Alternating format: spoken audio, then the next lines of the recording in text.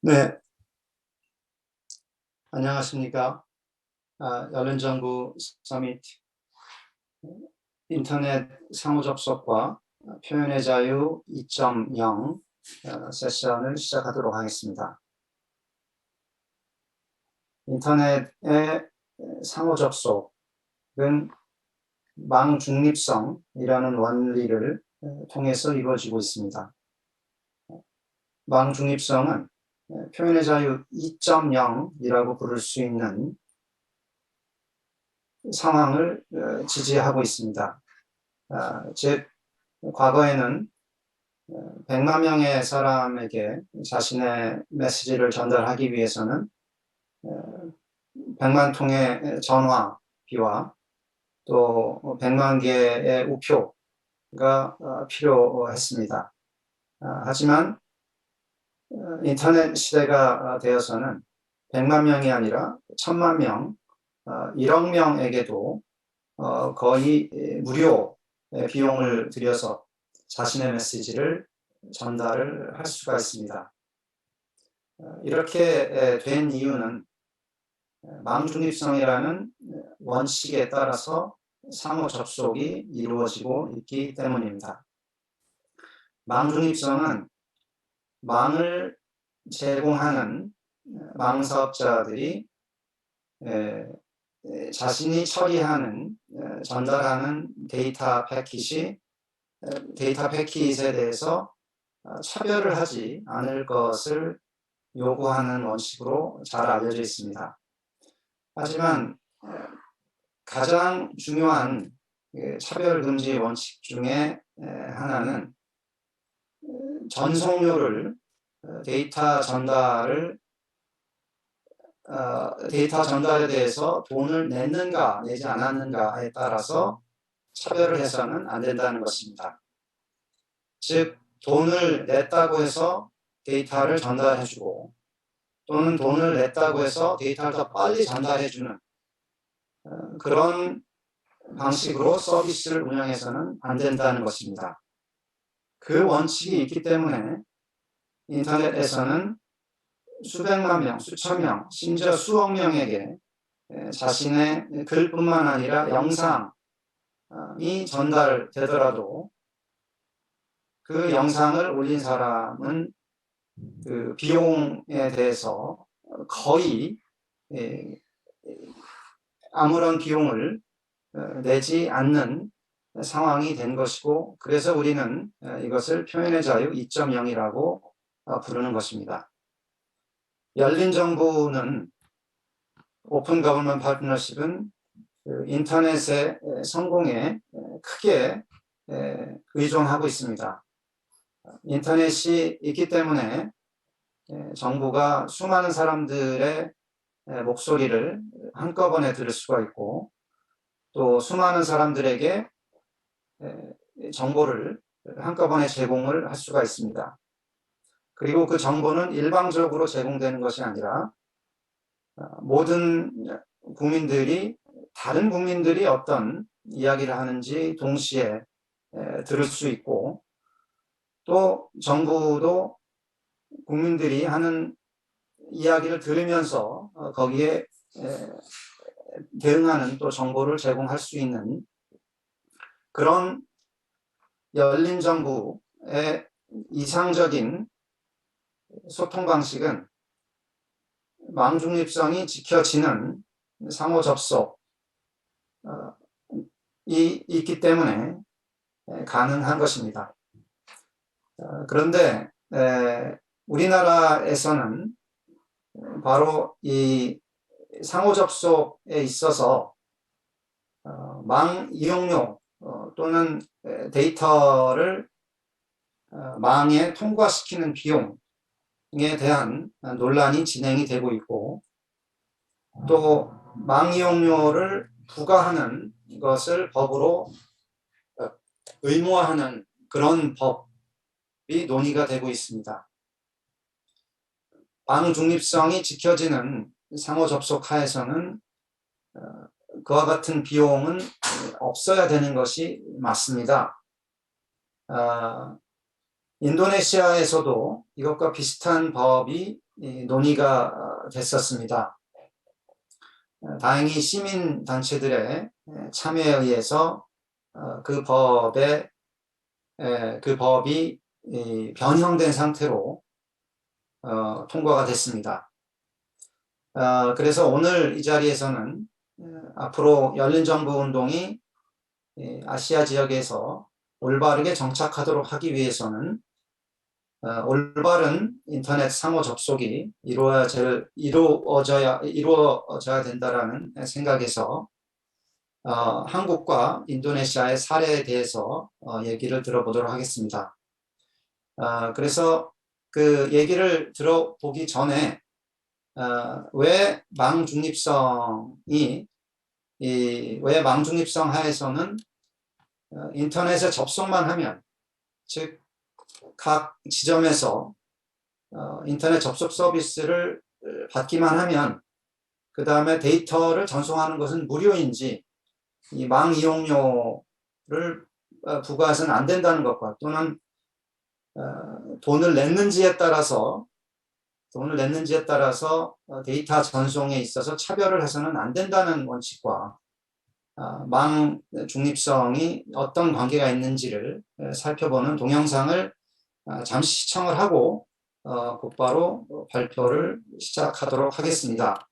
연사 소개는 그때 하도록 하겠습니다.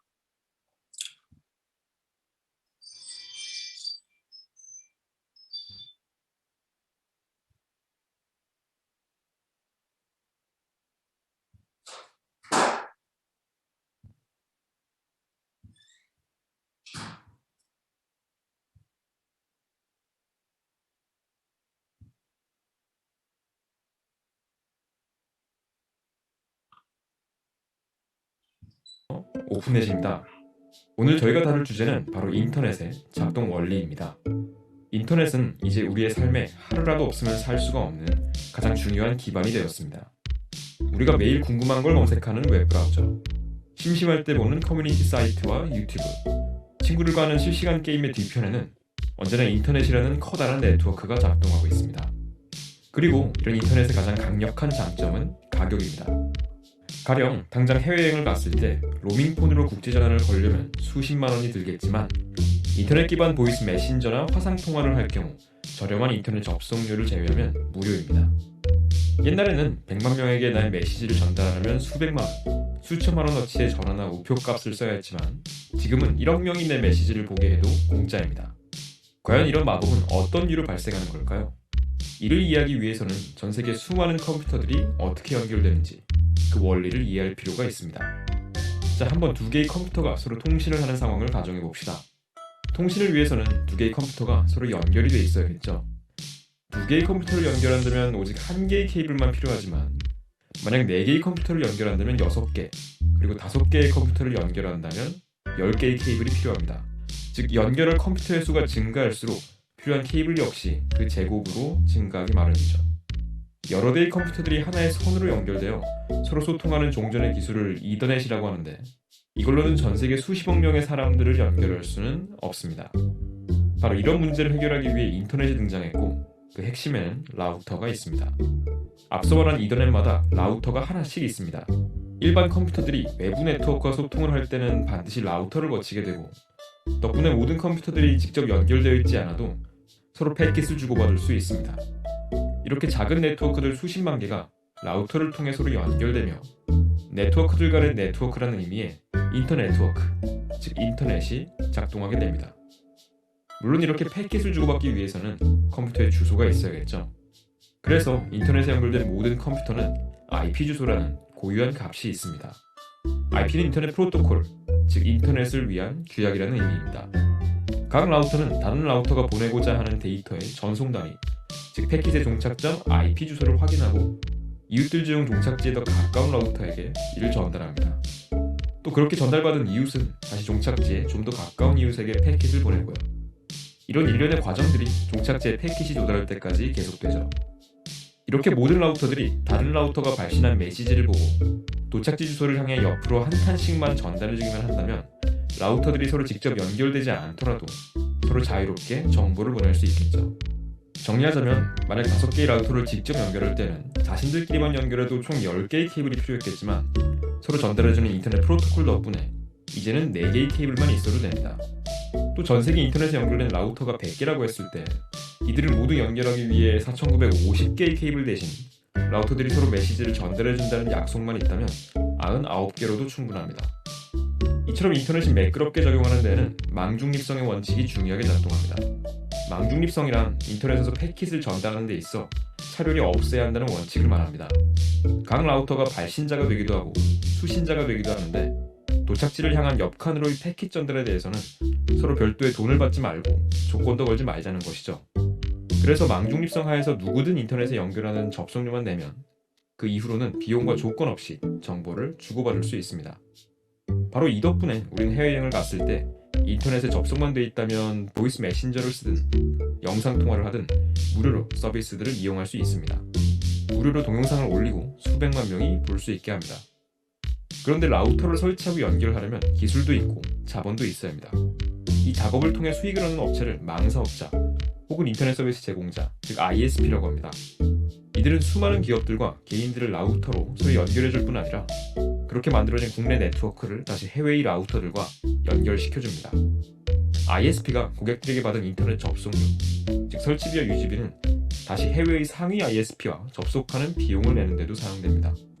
인터넷을 여러분들에게 판매할 때 인터넷은 전 세계 컴퓨터들과의 소통 가능성, 즉 완전한 연결을 의미하기 때문입니다. 그런데 정보 전달료는 없어도 접속료가 있으니 조삼모사가 아닐까요? 인터넷 접속료는 보통 접속 용량에 따라 정해집니다. 망중립성에 의해서 접속 지점을 통해 얼마나 많은 데이터가 지나가는지와는 상관이 없습니다. 실제로 당장 여러분들이 집에 초고속 인터넷을 설치할 때도 초당 100MB인지 500MB인지에 따라 가격이 달라지죠. 한 달에 100GB를 썼는지 500GB를 썼는지 상관하지는 않습니다. 전자기파가 공중파를 통하든 케이블을 통하든 아무리 많이 지나가도 추가 비용이 발생하지 않기 때문에 TV를 오래 본다고 돈을 더 내지 않는 것과 마찬가지입니다.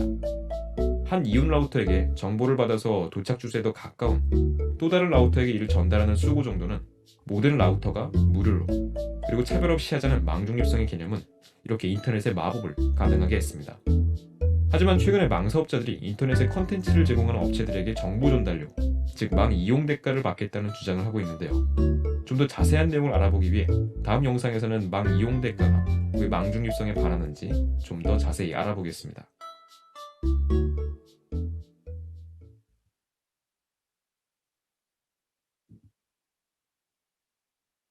네, 그러면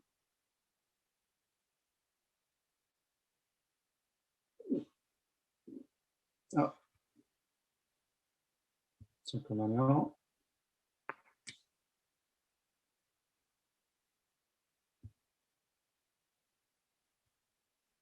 네, 그러면 오늘 그 발표하실 분들을 소개해드리도록 하겠습니다.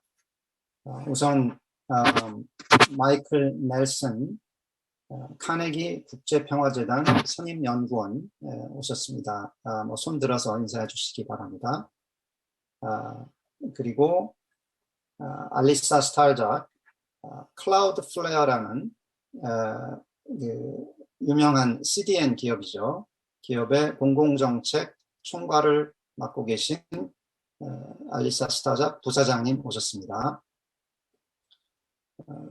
그리고 인도네시아의 디지털 권리 활동가이시면서 인도네시아에서 한국과 비슷한 법을 통과시키려고 했을 때 활동을 해주셨던 사우스트 동남아시아 표현의 자유 네트워크의 그 상임이사이신 다말 후니아르토께서 오셨습니다. 근데 인도네시아가 아시겠지만 그 섬들이 많이 있는 나라죠.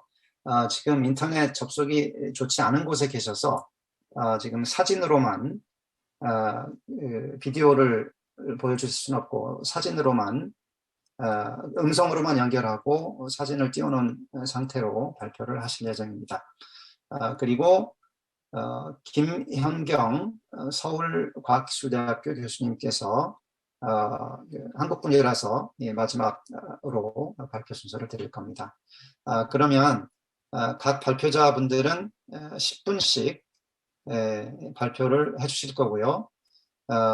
그 갤러리에 있는 화면 중에 하나에 타이머가 있습니다. 그래서 5분 남았을 때 그 타이머가 작동을 시작하니까 봐주시기 바랍니다. 그동안에 질문이나 청중께서는 질문 등이 있으시면 이 댓글을 달 수 있는 창이 지금 열려 있을 테니까 댓글 달아주시면 제가 사회자로서 기록을 해놨다가 질의응답 시간에 여쭤보도록 하겠습니다. 네, 그러면 넬슨 선임 연구원님 발표 시작해 주시죠. Thank you very much. I'm 네, very 대단히 glad to be part 감사합니다. of the Open Government 오늘 Partnership. I've been OGP에 following the work 함께하게 of the 돼서 partnership for 기쁩니다. many years, 저는 very 지난 impressed 몇 with what 년간 they've done to OGP의 liberate 작업에 government 대해서 data, 계속 to 팔로우업을 encourage 했었고요. 지금까지 transparency, 정부 데이터에 and really 대해서 to move 개방하고 government 또 into a 투명성을 new, more 개선하면서 interactive, more 이를 통해서 responsive 정부가 좀 phase. 더 It's really 인터랙티브하고 또 e-government 더 책임 있는 3.0. 모습으로 나아가는 것에 I've 대해서 been working on 굉장히 internet policy 깊은 for 감명을 about 30 받았습니다. 이 years, 정부 both in 3.0이라고도 할 수 있겠는데요. government and in the private 저는 sector. And I've also 지난 taught at Georgetown 3년간 University in the 민간 그리고 또 공공 분야에서 바로 이러한 Communications, Culture and 정보 분야에 Technology 대해서 연구를 하였고 그리고 I've gotten 또 quite good from 대학에서 some of those 강의를 very 하기도 complicated 했습니다. views in just a few words. 자, 그래서 And so 제가 I'm not going 사실 to take my full 이 10 minutes today. 복잡한 아이디어를 몇 Instead, I'm going to 마디로 just 정리를 focus on 하는데 a 굉장히 few 좀 clear 능력이 생겼다라고 concepts 할 수 있겠습니다. and 그래서 talk 제가 about how they 10분이라는 시간 다 apply 필요하지 않을 것 to these 같은데요. new 어쨌든 proposals 바로 to 이러한 completely 새로운 제안, undo 즉 the business 명확한 model of the internet 개념에 that's 대해서 been so 말씀드리자면 successful. 사실 어떻게 보자면은 It 이렇게 may seem 굉장히 odd that we're 지금까지 talking about some of 성공적이었었던 these issues because 인터넷에서의 they 새로운 seem very 비즈니스 모델에 technical 대해서 and kind of 말씀드리자면 arcane. 사실 지금 굉장히 But 또 if we 여러 don't 가지 get these 아이디어들이 제기가 issues 되고 right, 있는데요. we're going to 우리가 이러한 really 이슈를 제대로 해결하지 limit 못한다면 the next phase of the 그러면 internet, 결국 the 인터넷의 Internet 다음 of Things, 단계에 대해서 and 제약을 particularly the 가하게 될 cloud of 것입니다. things. IoT라거나 So I'm 또는 very Cloud glad of that Things에 Professor 대해서 Park 제한을 organized 가하게 될 this. 수밖에 I'm 없을 very happy 텐데 to be here 자, 그래서 박 working 교수님께서 이러한 with him 세션을 and the other 마련해 주셔서 panelists 대단히 to explain 감사드리고 this issue 또 and 다른 why it's so 분들과 important. 함께 오늘 이 주제에 대해서 그 As a 중요성에 대해서 professor, I 한번 used to give out 말씀드려보도록 lots of 하겠습니다. homework 사실 assignments 제가 and reading 교수로서 assignments. I'm going to do 또 that again, but 숙제를 mostly I'm going to 많이 focus on 내주는 this 습관이 report. 있는데요. 이번에도 It's 그렇게 called The 해보도록 하겠습니다. Korean 바로 Way 이런 with Data, 보고서입니다. 이게 바로 The and it's Korean Way a with report Data라는 that 보고서인데 includes a chapter that 이 K.S. Park and I 보고서에서 wrote 보시면 또 on 사실 박 how to 교수님과 do 제가 internet 같이 interconnection 작성한 right. 챕터가 있습니다. How to 그래서 이제 이것은 continue 바로 인터넷 encouraging 상호 competition, 연결성을 어떻게 잘 encouraging 갖출 것인가에 대한 innovation, 내용이 포함이 되어 있습니다. and 예를 들면 helping 상호 customers get the 경쟁을 best price 촉진을 they can 하고 get 또 for 그러면서도 internet 협력을 connectivity 도모를 하고 또 and for all the 동시에 new services that are now 소비자들에게 available 최적의 가격을 online. 제공할 수 있는 것이 어떠한 So 방법이 let me just 있는지 그리고 focus on 또 a few key 지금 다양한 concepts. 새로운 The first one 서비스에 I want to 대해서도 talk 제안을 about 하고 is 있는데요. Metcalfe's 자, Law. 그러면은 저는 먼저 몇 가지 핵심적인 개념 Professor Park 말씀드려보도록 하겠습니다. 한 mentioned 가지가 the 바로 Ethernet. 메켓 It was 법인데요. invented by 앞서서 Bob 또 박 Metcalfe more than 30 교수님께서 years ago. 이더넷에 대해서 말씀하셨는데 The 사실 second 박 thing I want to talk 메켓가 about 30년도 더 is 전에 개발한 open 것이 바로 interconnection. 이더넷입니다. 두 번째로 말씀드리고 싶은 And 것이 the 바로 third thing I 개방형 want to talk about 인터커넥션이고요. 그리고 세 번째로 is 말씀드리고자 하는 online 것은 services. And I 온라인 want to help 서비스입니다. people understand 자, 그래서 how many 저는 different ways the internet 이를 provides 통해서 services. 지금 현재 and how to 인터넷이 think about the 어떻게 internet. 다양한 방식으로 서비스를 Unfortunately, way 제공하고 too many 있는지를 people, 말씀드리고자 particularly 하고 또 인터넷에 대해 policymakers, are 생각하는 thinking 방법에 of the 대해서 internet 말씀드려보도록 as 하겠는데 a broadcast 지금 너무나 medium, 많은 사람들이 like 또 the 특히나 television or 이 like 정책 radio. 당국에서는 인터넷을 But it's 일종의 much, much more 방송국처럼 than 생각하는 것 that. 같습니다. TV나 라디오처럼 방송국으로 So 본다라는 것이 사실 we need to 그것보다 더 think about it 이상입니다. as a way for distributing 이는 information out to 정보를 millions of people. Because 대외적으로 the internet can be a 확산시키는 것 broadcast medium. It 이상으로 can be a 생각을 way 해야 to 됩니다. deliver 물론 이것도 한 가지인 television or 것이죠. audio 그래서 like 이런 podcasts. 방송 매체가 될 수도 있습니다. But more 예를 들면 importantly, it's a 팟캐스트라거나 one-to-one medium 방송국처럼 대외로 정보를 or 보낼 a 수도 있지만 더 many-to-many 중요한 medium. 것은 And 1대1 that's what we're doing 또는 here. 다대다 This is a 매체다라는 many-to-many 것이죠. medium. 지금 It's 하고 있는 게 not 바로 like the 이런 것이죠. telephone call. It's 다대다로 not 하고 있는 even 겁니다.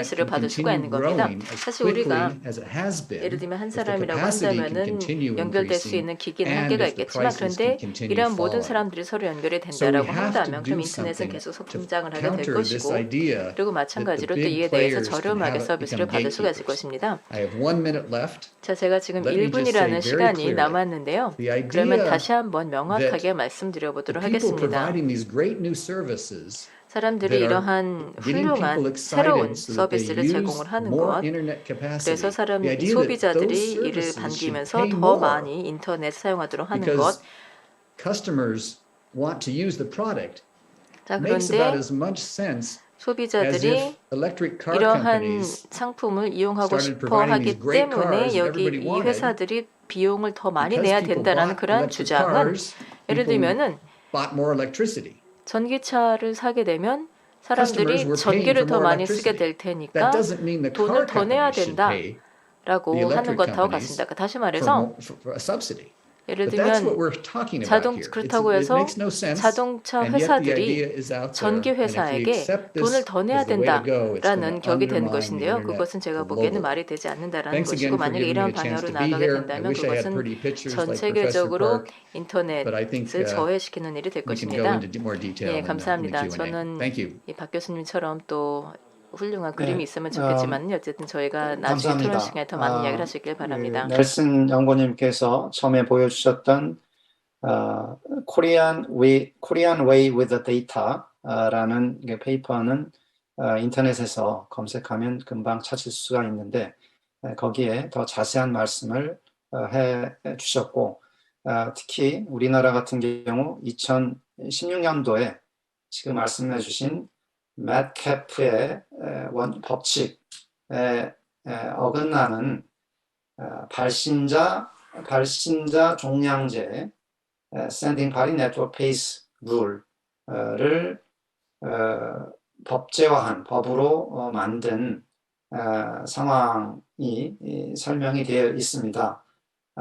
그리고 매트캡의 법칙에 따르자면 상호 접속을 하면 서로에게 도움이 되고 또 그 연결을 통해서 자신의 데이터를 통과시키는 제3자, 전 세계 3자들에게 전부 다 도움이 되는데도 불구하고 그 접속에 대해서 어느 한쪽이 또 돈을 받으려고 하는 그런 행위들이 점점 더 많은 접속을 통해서 전 세계에 더 많은 혜택을 가져다 주는 상황을 저해하고 있는지에 대한 설명이 되어 있습니다. 자, 다음으로는 알리사 스타작 부사장님께서 발표해 주겠습니다. 알리사.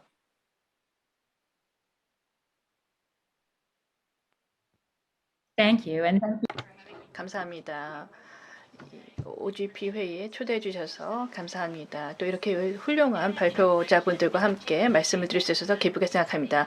인터넷 상호 접속은 인터넷을 통해서 이야기하는 것은 클라우드플레어에서 굉장히 중요한 주제 중에 하나입니다. 클라우드플레어는 항상 인터넷은 기적이다라고 이야기를 하곤 합니다. 전 세계의 모든 사람들이 인터넷을 통해서 소통을 하고 또 다양한 정보들을 활용을 합니다. 사업을 영위하고 또 코로나 상황에서는 교육도 담당하고 있습니다. 인터넷의 확장성도 늘어났습니다. 팬데믹 이후 사람들이 집에 있으면서 클라우드플레어에서 목격하기로는 인터넷 트래픽이 40% 올라갔습니다. 인터넷은 그대로 작동을 했죠. 인터넷 디자인을 보게 되면 상호 접속이 굉장히 중요하고 또 인터넷 트래픽을 그대로 흡수한 것을 볼 수 있습니다. 그래서 저희가 오늘 이런 이야기를 하고 있죠. 상호 접속 정책은 굉장히 상호 간의 모든 웹사이트와 사람들의 목소리를 연결하는 데 중요한 역할을 하고 있습니다. 클라우드플레어에 대해서 잠시 말씀을 드리고 오늘 주제에 대해서 다룰까 합니다. 클라우드플레어는 무엇일까요? 저희는 글로벌 네트워크고요. 인터넷 퍼포먼스, 보안, 그리고 안정성을 개선하는 일을 하고 있습니다. 온라인 콘텐츠를 사용자들에게 좀 더 가까이 가져가게 하고 캐싱을 통해서 저장을 제공합니다. 또 유저들이 사용하고 있는 다양한 서비스에 대해서 접근성을 제공을 하고 있습니다. 웹사이트 퍼포먼스와 보안을 개선하고자 하는 회사들은 무료로 클라우드플레어 서비스를 사용할 수 있습니다. 그래서 소규모 기업이더라도 웹사이트가 빠르게 로딩되고 또 전 세계 사람들에게 웹사이트 서비스를 제대로 적용할 수 있도록 저희 서비스를 무료로 사용할 수 있습니다. 또 구체적인 니즈에 맞춰서 굉장히 맞춤화된 서비스를 제공할 수 있죠. 인터넷에 굉장히 많은 사이트를 포함하고 있습니다. 개인 웹사이트에서부터 포춘 500대 기업 웹사이트까지 포함되고 있죠. 모든 기업들이 인터넷의 상호 접속 구조에 의논하고 있습니다. 온라인 콘텐츠에 저희가 어떻게 접속하는지를 보면 알 수 있습니다. 인터넷 서비스를 ISP를 통해서 사용하게 되는데요. 이런 계약에 따라서 어떤 콘텐츠가 됐든 인터넷에서 콘텐츠를 사용할 수 있고 어디에 저장이 되었든지 간에 접속을 해서 볼 수 있는 것이죠. 또 ISP에서는 이 접속에 대해서는 추가적인 비용을 청구하지 않습니다. 네트워크 이퀴프먼트, 즉 그 펍스라고 부르는 인터넷 기기들을 통해서 전 세계에서 컨텐츠를 접속하고 있습니다. 인터넷 사용자들로 하여금 그 가까운 곳에 있는 캐싱 서비스를 통해서 전 세계적으로 이 트래픽을 조율해서 제공을 하고 있는 것을 볼 수 있습니다. 이 결제 정사를 통해서 저희가 클라우드플레어와 많은 ISP들이 서비스를 연결을 해서 컨텐츠를 빠르게 연결하고 제공할 수 있도록 하고 있습니다. 왜냐하면 저희의 펍들이 이 ISP들과 함께 공동의 장소에 위치하고 있기 때문입니다. 무료로 저희가 서비스를 제공할 수 있는 이유가 되기도 하죠. 그래서 대기업뿐만 아니라 많은 기업들이 캐싱 콘텐츠를 현지에서 받아볼 수 있고 또 빠르게 인터넷을 저희 서비스를 통해서 활용할 수 있게 됩니다. 그런데 이 모델들이 작동이 안 할 경우도 있습니다. 이게 한국에서도 제가 목도하고 있고요. 또 다른 곳에서도 이런 것들이 목도될 가능성이 높습니다. 한국 같은 경우에는 대역폭 비용에 따라서 인터넷 사용성이라든지 사용자 경험이 영향을 받고 있는 것을 볼 수 있습니다. 그래서 대역폭 관련해서 클라우드페어가 보고 있는 상황에 대해서 좀 보게 되면은 ISP의 비용은 클라우드페어에게 한 10배의 비용을 유발하고 있고요. 일본보다는 20배, 그리고 미국보다는 30배, 그리고 대부분 유럽 국가엔 40배 이상의 비용을 유발하고 있습니다. 전 세계의 지역을 보게 되면 대역폭, 밴드위드 비용이 낮아지고 있는데요. 한국 같은 경우에는 반대로 높아지고 있는 것을 볼 수 있습니다. 이 비용에 따라서 나타나는 결과를 보게 되면은 한국 내 트래픽에 대한 추가적인 비용이 유발되고 있고요. 또 그 결과 다른 강대국 또는 다른 선진국과 달리 이 트래픽에 미치는 영향이 있다는 것입니다. 그래서 한국의 스타트업 같은 경우에는 웹사이트를 개설을 해서 서비스를 할 때 외부에서 개설을 했을 때 더 비용이 낮아지는 것을 볼 수 있고요. 한국에 들어왔을 때 그 트래픽 속도가 느려질 수 있다는 것입니다. 그것은 또 불공정한 비용이 유발되는 것을 볼 수 있죠. 한국의 대형 ISP 같은 경우에는 다양한 인프라를 바이파스해서 저희가 피를 내지 않으면은 사용하지 못하게 하는 것이죠. 이게 이제 마이클 교수께서 이야기하는 것입니다. 컨텐츠를 국내에서 제공하는 데 있어서 추가적인 어떤 세금과 같은 이용료가 부과되는 것이죠. 대부분 ISP가 사용자에게 어떤 지연료를 부과하는 것을 볼 수 있었습니다. 그래서 일부 한국 ISP에서 이런 정산료를 부과하게 되어서 콘텐츠의 이용료가 느려지고 있고 또 이에 따라서 결과가 보게 되면 한국 외부에서 콘텐츠가 제공될 때 183%의 속도 지연이 일어나는 것을 볼 수 있습니다. 그래서 한국 내 인터넷 사용료에 있어서 어느 정도의 불이익이 있는 것을 볼 수 있습니다. 뿐만 아니라 실제로 이 속도 또는 트래픽 비용을 부담할 수 있는 기업들만이 적절한 속도로 자기의 콘텐츠들을 제공할 수 있다는 것을 의미합니다. 그래서 인터넷으로부터의 혜택은 모두에게 주어지는 것이고요. 여기에 대한 불균형이 없어져야 된다는 것입니다. 따라서 실제 사용자에게 미치는 영향, 지연에 대한 영향, 그리고 장기적인 비용에 대한 이야기를 저희는 시작해야 된다고 생각합니다. 장기적으로 모든 사람에게 영향을 미치고 인터넷에 컨텐츠를 접속하고 사용하고자 하는 모든 사람에게 영향을 미친다라고 생각을 합니다. 사용자는 안전하고 빠른 사이트를 사용을 가능하도록 해야 됩니다. 대형 사이트뿐만 아니라 스타트업 기업이 됐던 그 외에 다양한 그 인터넷 상에 구성을 하고 있는 웹사이트에 접속할 수 있는 권한이 있다라고 생각합니다. 인터넷이 약속하고 있는 원칙들은 모든 목소리들을 함께 모으는 것이고요. 내 사이트를 개설을 했을 때, 그리고 나의 사업을 시작했을 때 모든 사람들이 동일한 속도로 그리고 수만 명의 사람들과 소통할 수 있도록 하는 기반을 제공하고자 하는 원칙을 가지고 있습니다. 인터넷이라는 아키텍처는 저희가 가능하게만 한다면 모든 사람에게 혜택을 가져줄 수 있는 기반이 될 것입니다. 경청해 주셔서 감사합니다. 네, 감사합니다. 중요한 말씀을 해주셨는데 지금 한국의 망 이용료 논쟁이라는 것이 지금 넷플릭스와 SK 브로드밴드 그래서 100만 장자와 억만장자의 싸움인 것처럼 오해가 되고 있는데 실제로는 이 망 이용료 논쟁이 제대로 해결되는 것이 사실은 국내의 중소 컨텐츠 제공자들, 중소 인터넷 업체들이 전 세계에 자신의 컨텐츠를 서비스할 수 있는가에 결정적인 영향을 미친다는 말씀을 해주셨습니다. 클라우드플레어는 대부분의 많은 컨텐츠 제공자들이 자신의 메인 서버가 있는 곳에 망 사업자에게 인터넷 접속료를 지불함으로 해서 전 세계 데이터가 도달되도록 하는 방식으로 서비스를 하고 있는데 그런 상황에서 클라우드플레어는 그 컨텐트 딜리버리 네트워크라고 해서 CDN이라고 해서 그 망 사업자를 통하는 원래의 방식 외에 그 지름길을 만들어서 그 전 세계에 전 세계의 컨텐츠가 요소의 복사본의 형태로 존재하면서 각 지역에서 아주 가깝게 서비스가 되도록 하는 역할을 하고 있습니다. 그래서 가까운 쪽에서 예를 들어서 한국 인터넷 업체가 있다면 그 인터넷 업체의 컨텐츠가 예를 들어서 지구 반대쪽에 있는 아르헨티나에도 복사본이 존재하도록 해주는 게 클라우드플레어의 역할이고요. 그렇게 되면 아르헨티나 이용자도 한국 콘텐츠에 접속을 할 때 아주 가까운 복사본을 에 접근할 수 있음으로 해서 그 속도가 느리지 않게 아주 빠르게 접속을 할 수 있게 해주죠.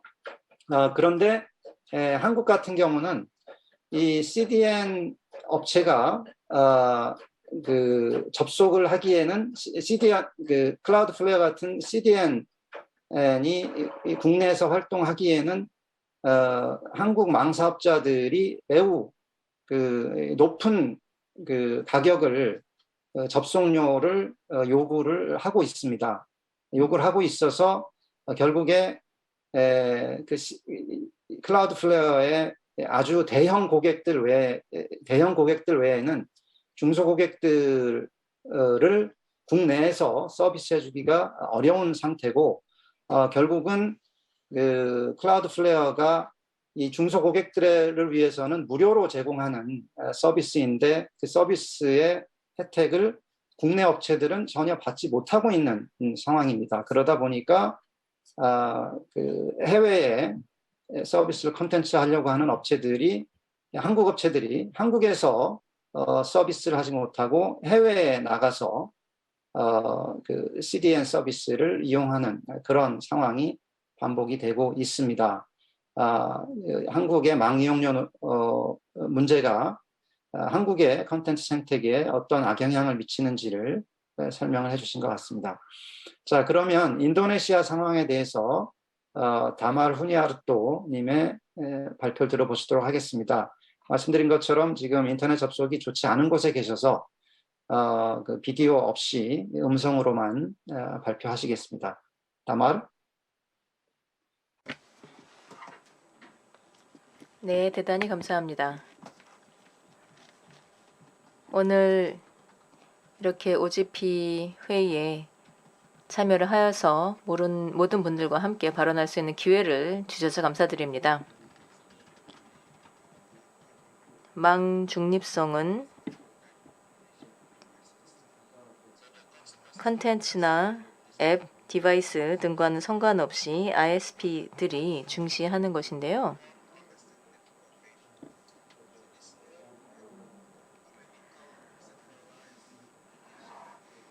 이를 위해서는 사실 인터넷이라는 또 급진적으로 탈중앙화된 망을 통해서 전 세계적으로 자유롭게 또 무료로 계속 소통을 할 수 있는 기회가 보장이 되어야 할 것입니다. 그래서 어떻게 보자면은 또 이와 관련하여서 비용을 지급받는 문지기의 역할을 하는 역할이 있는 것인데요. 자, 그런데 제가 이제 인도네시아에 대해서 말씀드리자면요. 인도네시아는 7,000개 이상의 섬으로 구성된 다인종 국가이고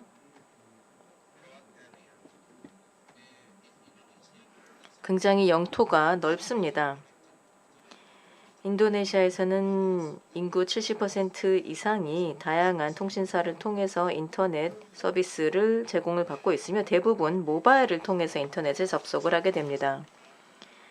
인도네시아에서 특히나 동부 지역에서는 대부분이 텔레콤 인도네시아만 사용을 하고 있습니다. 이는 국가 소유 통신사인데요. 유일한 통신 회사입니다. 인도네시아 동부 지역에서는요. 그러므로 시민들은 이 회사의 서비스에만 전적으로 의존을 할 수밖에 없고요. 그래서 이 지역에서는 바로 이러한 통신 서비스에 대해서 거의 독점 현황이다라고 할 수가 있겠습니다. 그리고 또 인도네시아에서는 전역으로 이 구역으로 나뉘어져 있는데요. 그래서 예를 들면은 일부 구역에 거주하는 사람들의 경우에는 인터넷에 대한 비용이 다른 구역에 비해서도 비용이 더 높기도 합니다. 그런데 사실 여기에서 중요한 것은 단지 비용뿐만이 아니고요. 우리가 지불하는 비용에 대해서 받는 서비스가 무엇인가가 중요하다고 생각합니다. 예를 들면 월 $10 정도를 지불한다라고 한다면 그러면 데이터는 20GB 정도밖에 되지 않습니다. 그런데 더 지불을 한다. 예를 들면 월 $20를 지불한다라고 하면 그러면 무제한 데이터를 받을 수가 있습니다. 이에 대비해 $2를 지불한다라고 하면 그러면 데이터는 없고요. SMS 예를 들면 문자만 보낼 수가 있는 정도이고요. 그리고 운이 좋으면 왓츠앱에 대한 이 용량까지 받을 수가 있습니다. 사실 이제 이러한 것이 이 지역 사람들에게는 좀 어려운 상황인 것인데요. 그래서 저희는 또 특히나 코로나 상황에서는 우리의 활동을 다 온라인으로 해야 되는 경우가 많기 때문에 또 중앙 예를 들면 국가 중심지에서 먼 곳에서 사는 사람들 특히나 동부 지역에 거주한 사람들의 경우에는 비용을 더 많이 지불을 해야 되는데 또 그러면서도 중요한 인터넷 서비스에 대한 접근은 하지 못하는 상황입니다. 왜냐하면 이 ISP들이 요구하는 비용을 지불하지 못해서 그래서 이러한 서비스를 받지 못하는 것이죠. 그래서 저희가 정부와 대화를 하면서도 망 중립성에 대한 주장을 하였는데요. 그런데 정부도 그렇지만 또 ISP들 같은 경우에도 이에 대해서 수용을 하지 않고 있는 상황입니다.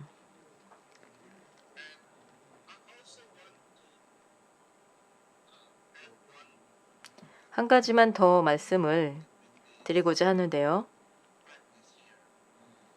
저희의 현황에 대해서 이 텔레콤 회사 즉 인터넷 접속에 대해서 독점을 하고 있는 텔레콤 회사에서 넷플릭스 같은 서비스도 거부할 수가 있습니다.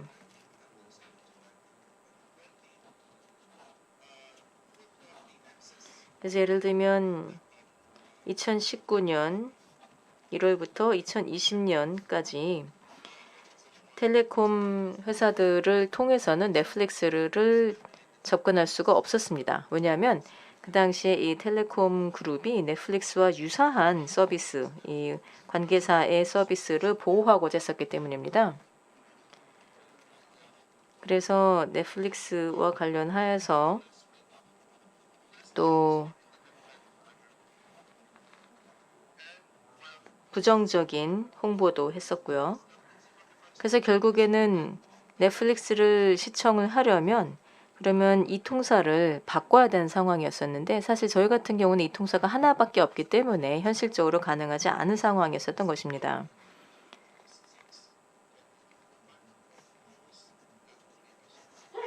그리고 코로나 상황에서 인도네시아 정부에서는 2021년 정부 규정 46호를 발행을 하였는데요. 이는 정보통신과 관련된 것으로서 제가 보기에는 이는 인터넷에 대한 시민들의 접근성에 대해서 저해할 가능성이 있다고 봅니다.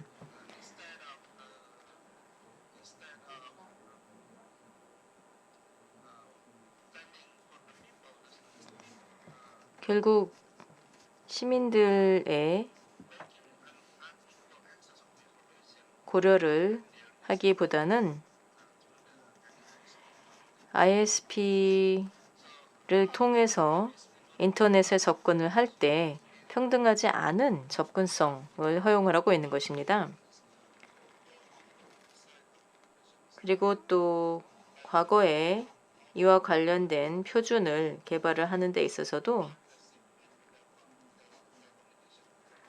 콘텐츠 개발사들이 이 통사들과 파트너십을 구축을 하도록 의무화하게 됨으로써 이에 대해서 또 이 망 중립성에 대해서도 위반하는 그러한 규정을 마련한 바 있습니다. 만약에 이런 파트너십이 없다면 그러면 통신회사 입장에서는 그러한 콘텐츠 제공사의 망 이용에 대해서 제한을 할 수가 있었던 것입니다. 하지만 그 후로 또 이에 대한 반발로 이제 이러한 조항은 지금은 유효하지 않은데요. 어쨌든 이러한 상황에서 결국은 정부에서 망 중립성이라는 원칙을 수용을 해야 한다고 봅니다. 다시 한번 초대해 주셔서 감사의 말씀드리고 여러분들께 인도네시아의 상황에 대해서 말씀드릴 수 있게 돼서 매우 기쁩니다. 감사합니다.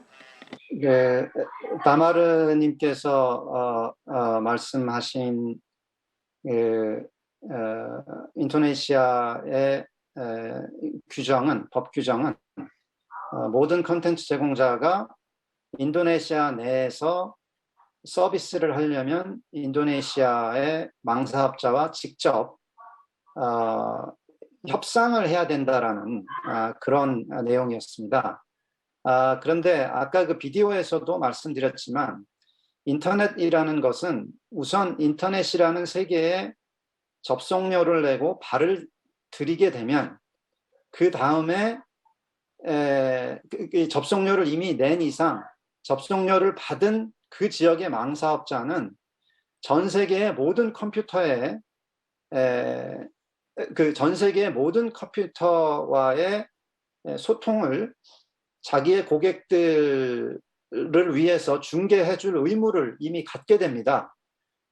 즉 예를 들어서 뭐 미국의 어떤 뭐 한국에 조그만 웹사이트가 있다. 그럼 한국의 웹사이트가 한국 망사업자에게 인터넷 접속료를 내면 뭐 용량이 뭐 100MB 세컨이든 뭐 50MB 세컨이든 그 자신이 낸 만큼의 용량의 접속을 구매한 것이고 그 접속을 통해서 뭐 아르헨티나에 있는 웹사이트에 접속하든 인도네시아에 있는 웹사이트에 접속하든 뭐 시베리아에 있는 웹사이트에 접속하든 어떤 웹사이트와 접속하든 접속을 직접 접속이 아니고요 소통을 할 수 있도록 해주는 게 그 망사업자의 의무고 그 서비스를 돈을 내고 산 겁니다. 그 고객은. 근데 그 고객이라는 게 꼭 주로 데이터를 내려받는 가정이 아니라 한국의 웹사이트 운영자 같은 경우 자신의 데이터가 해외에 뿌려지길 원하는 거겠죠. 데이터를 보내는 쪽에 있는 사람이겠죠. 데이터를 주로 보내는 쪽에 있는 사람도 우선 인터넷 접속료를 내게 되면 그 접속료를 낸 이상 자신의 데이터가 전 세계에 뿌려질 수 있다는 약속을 보장받은 겁니다. 그런데 지금 인도네시아에 이번 2월 달에 통과될 뻔했던 법은 뭐냐면 한국의 뭐 조그만 웹사이트 운영자도 그 웹사이트를 그 인도네시아에 있는 사람들이 볼 수 있게 하려면은 그 웹사이트 운영자가 인도네시아의 망사업자와 어떤 계약을 체결해야 된다는 얘기입니다. 근데 그 계약을 체결하라고 하면 망사업자 입장에서는 그 돈을 또 별도로 받을 수가 있는 거겠죠. 돈을 요구를 하거나 또는 뭐 이게 어떤 뭐 인도네시아 정부의 뭐 비판적인 내용인지 이렇게 게이트키핑을 할 수 있게 될 겁니다. 그래서 이 다마르 씨와 한국의 사단법인 오픈넷 등이 여기에 대해서 논평을 내고 또 기자회견을 하고 해서 그 통과된 법에서 그 모든 콘텐츠 제공자가 인도네시아 망사업자와 협약을 맺어야 한다는 그 조항은 빠졌습니다. 그게 올해 2월 달입니다. 그런데 도리어 한국에서는 지금 10월 달 들어서 콘텐츠 제공자들이 한국의 망사업자와 한국의 데이터를 뿌리려면 한국의 망사업자와 계약을 체결해야 된다는 법안이 한국 국회에서는 또 발의가 됐습니다. 그래서 이것 역시 인터넷을 통해서 우리가 누려왔던 표현의 자유 2.0에 상당히 반하는 상황이 전개될 위험이 있다고 말씀드릴 수 있겠습니다. 네, 그럼 마지막으로 김현경 서울과학기술대학교 교수님의 발표를 듣도록 하겠습니다. 교수님.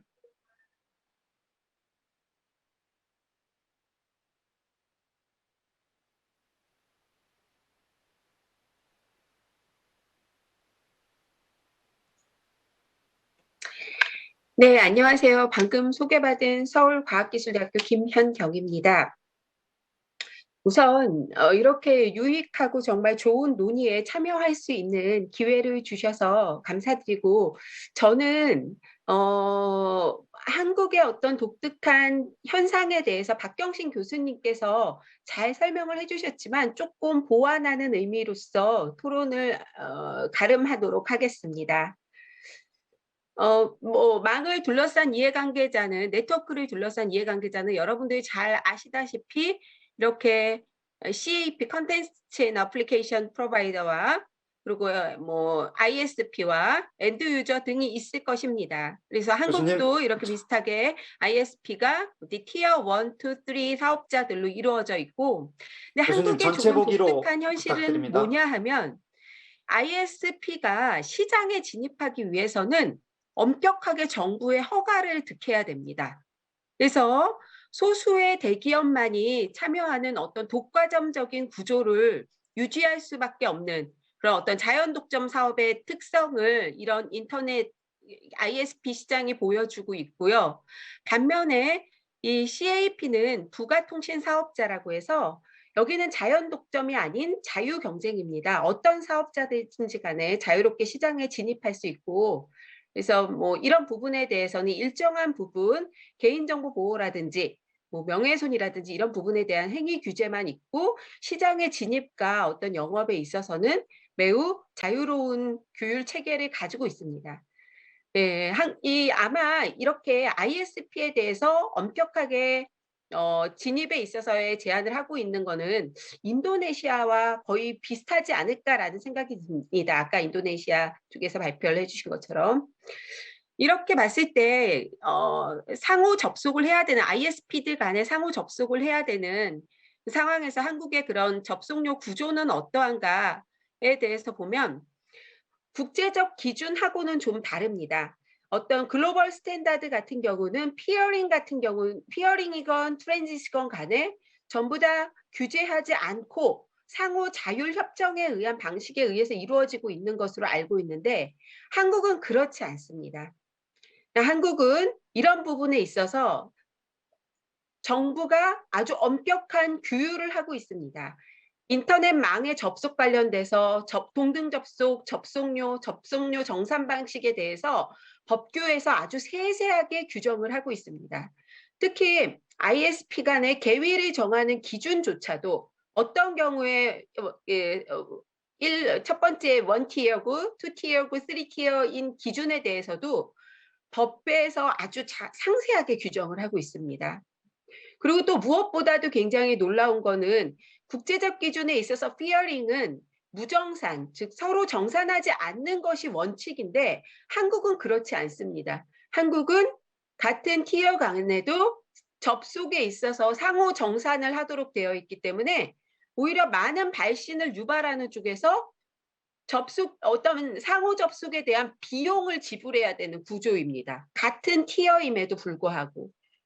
그렇기 때문에 그러한 비용 구조가 그대로 CAP의 어떤 서비스 접속료에 전가될 수밖에 없고 CAP의 접속료가 점점 높아지는 결과를 초래하는 이게 지금 한국의 어떤 규제 상황이다라고 볼 수 있습니다. 상호 접속과 관련된. 그래서 피어링의 어떤 속성에 위배되는 페이드 피어링, 상호 정산 방식을 정부가 채택하고 있고 강제하고 있기 때문에 이런 부분에 대해서 CAP한테 접속료가 계속 인상되는 그런 이제 악순환을 반복하고 있다라고 보여집니다. 그래서 저희가 한국의 상황에 대해서 조금 생각해 볼 문제를 말씀을 드린다면 한국은 현재 가장 첨예한 이슈가 이러한 XSP, 그 접속 사용료 이외에 추가적으로 인터넷 사용료를 더 부담해야만 하는가라는 것에 대해서 지금 첨예한 논쟁을 하고 있습니다. 즉 CAP는 당연히 접속료를 내고 있는데 이거 이외에 부가적으로 어떤 인터넷 사용료를 더 내야 되는가. 그리고 그 사용료는 쓴 만큼 내야 된다라는 게 마치 정의관념에 부합한 것처럼 이제 논의가 되고 있습니다.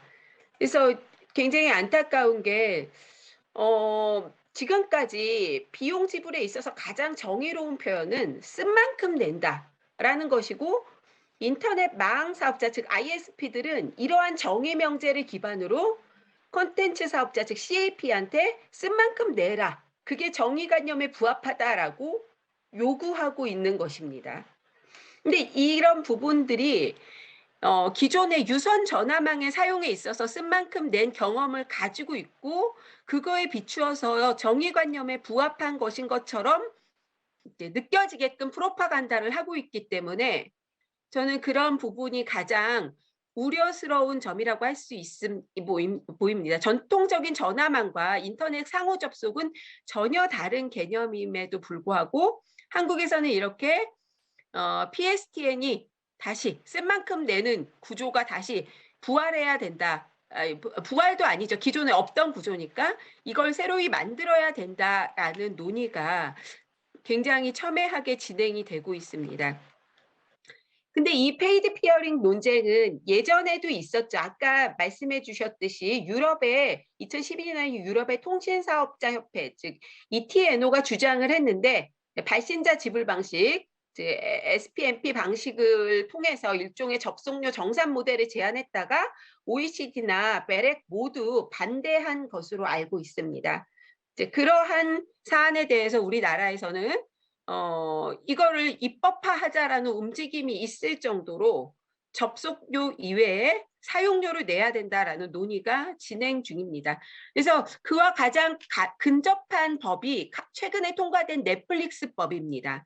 그래서 인터넷 사용료를 어떻게 징수할 수 있는 법적 근거가 되지 않을까라는 지금 우려가 제기되는 법이기도 합니다.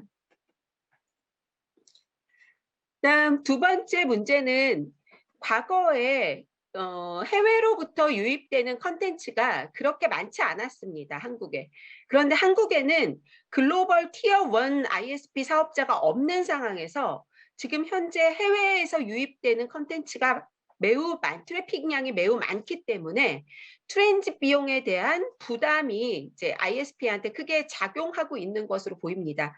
그래서 이제 별도로 사용료에 대한 논쟁도 있는 것으로 보이고요.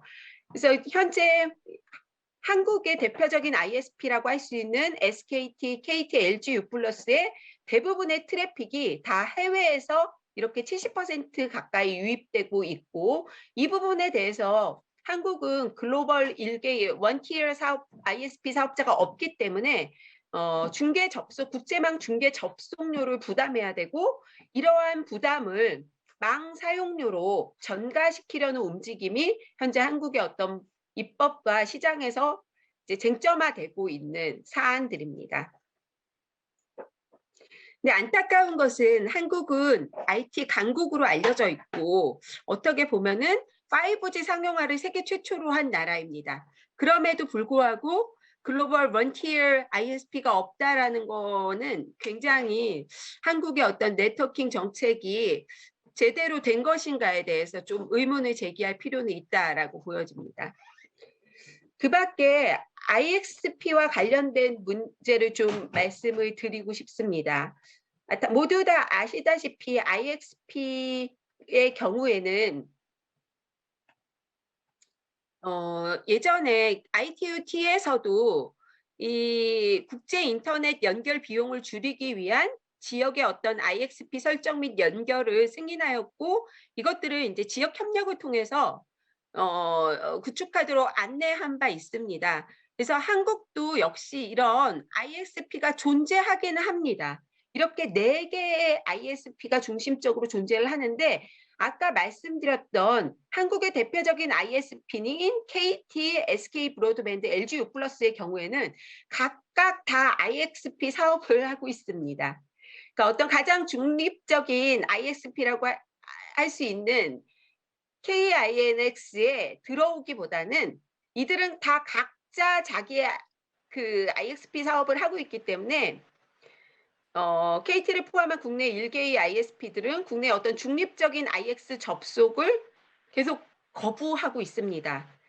그렇기 때문에 실질적으로 가장 중립적인 IX라고 할 수 있는 KINX 같은 경우는 대형 ISP를 제외한 중소 ISP의 트래픽만이 소통되고 있는 상황이기 때문에 우리나라에서는 IX가 그 본연의 기능을 한다라고 볼 수 없는 그런 안타까운 상황이 있습니다.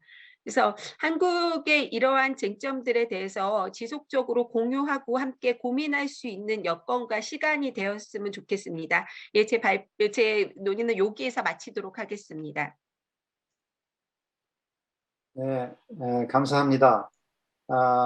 그러면 질의응답 시간을 갖도록 하겠습니다. 혹시 질문이 있으신 분들은 채팅창에 올려주시면 제가 지금 볼 수가 있습니다.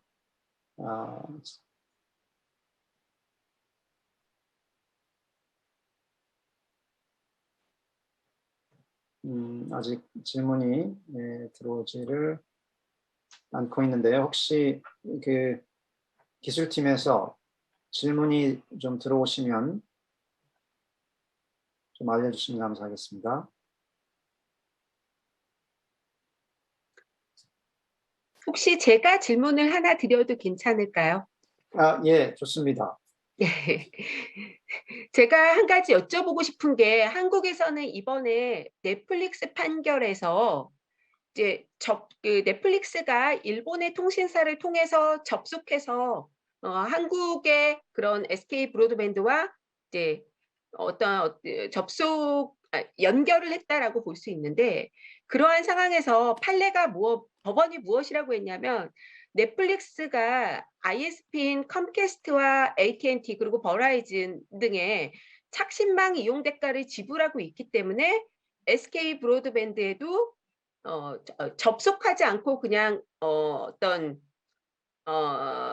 그냥 상호 접속의 대상인 SK 브로드밴드에도 그러한 대가를 지불해야 된다라는 논거로 이 넷플릭스와 컴캐스트 사건을 이야기를 했습니다.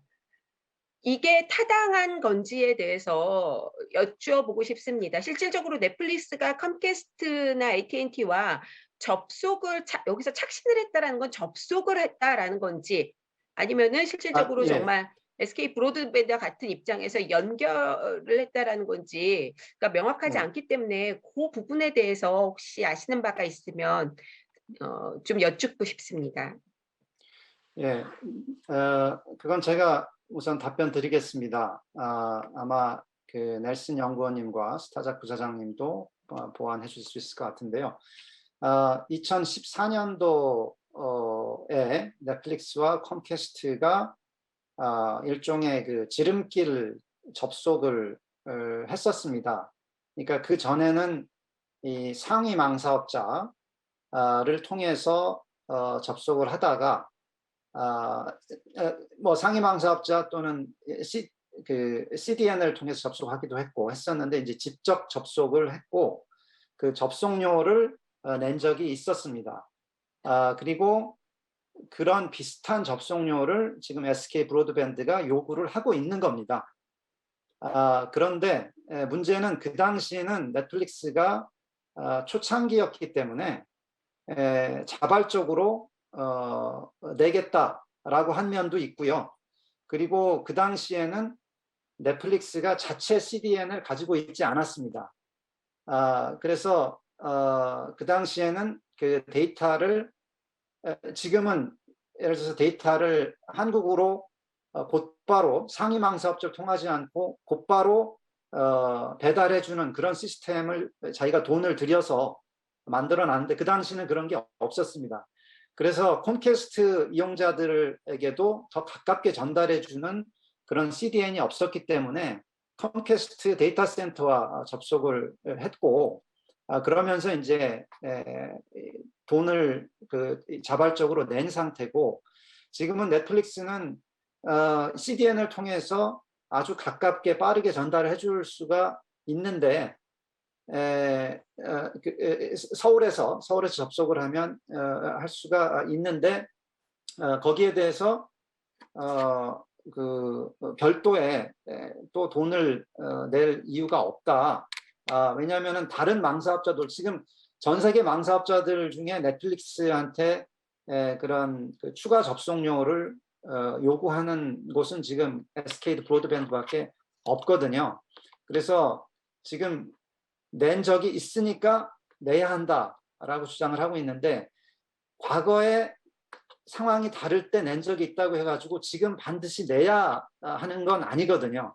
근데 지금 그거를 망사업자들이 이 자신의 고객들에 대한 소통의 그 문지기가 돼가지고 자신들의 고객들과 소통을 할 때는 돈을 내라라고 하게 되면 착신료, 그 SPNP 상의 착신료와 비슷한 역할을 비슷한 의미를 갖게 되기 때문에 저희가 지금 많은 분들이 반대를 하고 지금 우려를 하고 있는 겁니다. 저도 지금 그 SK 브로드밴드가 넷플릭스에게 어떤 접속에 대해서 돈을 달라고 요구하는 것 자체가 문제가 아니라 그 요구하는 이유가 망을 썼으니까 망 이용료를 내야 한다. 이런 식의 이유를 대고 있기 때문에 이 망 중립성에 반하는 것으로 생각을 하고 우리가 우려를 하고 있는 것입니다. 네, 저희가 지금 제가 또 답변하느라고 시간을 많이 썼네요. 지금 1분 47초 남았는데 혹시 질문이나 코멘트 있으시면 해주시기 바랍니다. 지금 오픈 거버먼트 파트너십 채팅창에는 지금 I just wanted to add very 질문을 quickly. 예, 그럼 저도 짧게 한 가지 더 해서 말씀드리고자 하는데요. 사실 트위트를 하는 것도 도움이 될 것 같습니다. 일단 트위트 두 가지가 중요하다고 생각하는데요. 하나는 이 인터넷을 만든 사람으로 유명한 사람인데 그분이 한 말이 있습니다. 고장난 게 아니면 굳이 고치려고 들지 말라라는 겁니다. 인터넷 비즈니스 모델 자체는 굉장히 잘 작동을 해왔고요. 그래서 그 덕분에 점차 더 저렴해졌고 더 광범해졌습니다. 자, 그런데 이러한 법 때문에 예를 들면은 뭐 의회나 또는 정책 당국에서 이런 인위적으로 희소성을 만들어내려고 하는 것이죠. 그래서 우리가 이러한 희소성이 없었기 때문에 그래서 인터넷이 발전할 수가 있었던 것인데요. I think the thing that 저도 추가하고 싶은 것은 앞서서 언급했던 부분인데 이게 정말 맥락에 맞지 않다라는 것입니다. 피어링과 같은 것에 있어서 다양한 이제 구조들을 보게 되면은 지금 현재 이 비용 구조를 보게 되면은 굉장히 예외적인 것입니다. 굉장히 특이한 부분이죠. 거의 유례를 찾을 수가 없습니다. 40배 이상의 높은, 그러니까 다른 지역보다 40배 이상 높은 이용료를 부과한다라는 것은 이상한 것이죠. 그래서 그 부분을 다시 한번 강조드리고 싶습니다. 오늘 발표해 주신 분, 또 들어주신 분들, 또 항상 준비해 주신 분들 모두 감사드립니다. 이것으로 세션 마치도록 하겠습니다. 감사합니다.